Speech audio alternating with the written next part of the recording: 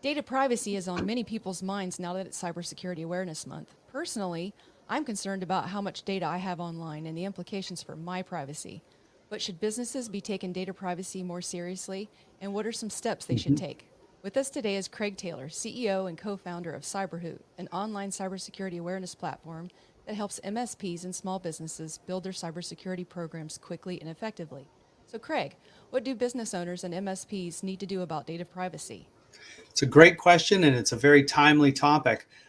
The first thing I'm going to go through about 5 different steps that MSPs and SMBs need to do for their businesses to comply with data privacy regulations today. But know this, that there's a lot, and we'll get into this, there's a lot of change coming with additional states publishing their own data privacy regulations. So this is very much in flux. But for today and for right now, the very first step I would take is to identify for yourself what private data you collect. Another word for private data is non-public personal information. And it's usually the combination of a name with something else, a full name with an address, or a full name with a credit card, a full name with a date of birth or social security number. That's private data.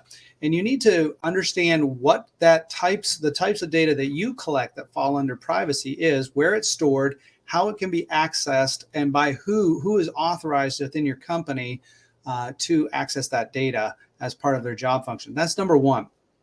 Number two is to then work on your website, look at your website's privacy policy. If you don't have one, that's probably an important thing to get resolved, because today's day and age, there's so much legislation. You really ought to have a privacy policy that has been updated in the last decade. I see some that are 20 years old in my reviews, and that privacy policy captures and articulates both the type of data you collect, but also how you need to comply and how you do comply with things like the General Data Privacy Act in the EU, European Union, or more importantly in the US, there's laws that have been passed in California, the California Consumer Protection Act, and a couple of other states, Virginia, and I believe New York is about to pass something.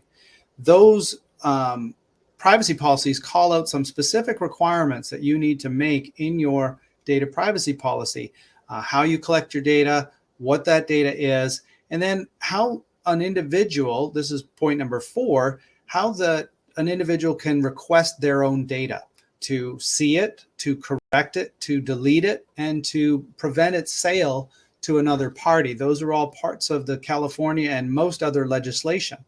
Yes, I see now we brought up the slide. If you look at this slide, you're going to see that there are a number of states that have passed legislation, 3, and there are so many more that have it in committee, which means it's almost ready to be passed. And when I've looked at the 3 states that have passed it, it's really all cookie cutter copies of one another with these same prescriptions.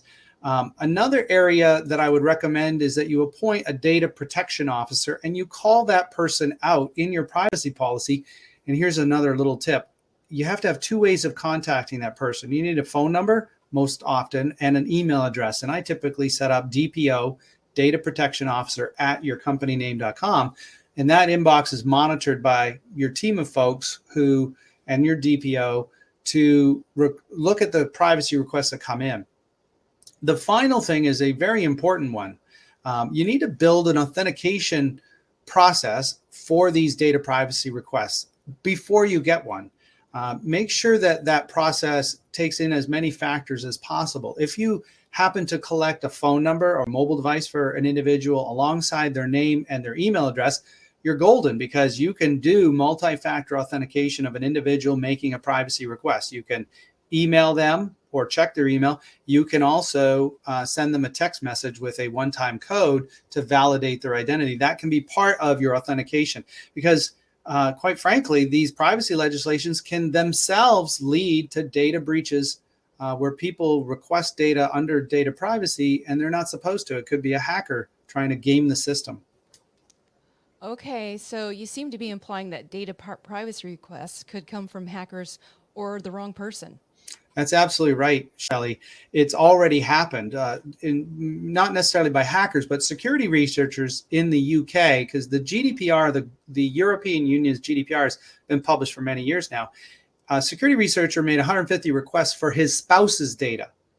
not his own, but his wife's data under the privacy legislation. And he collected her credit card number, her social security number, home address, school grades, even the hotel she stayed in, all without ever being authorized by his wife or appropriately authenticated to get that data. So it can be a source of breach data if you're not careful. And that's why we want you to have your privacy policy and your authentication process nailed down.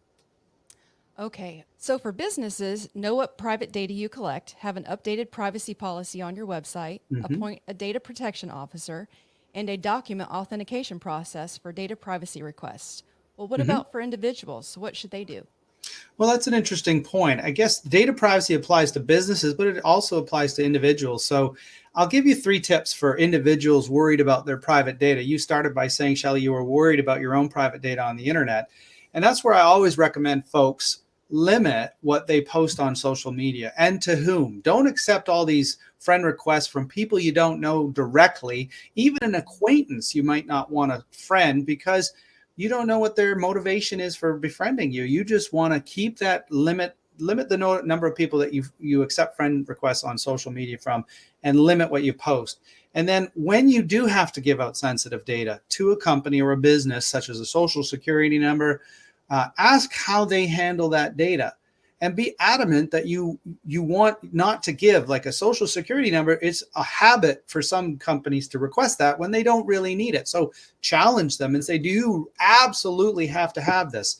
A lot of the mobile carriers and the internet service providers used to just collect it as default. I've long since said, no, I'm not giving it to you. And they go, I know, we have a special process for people that refuse to give us that.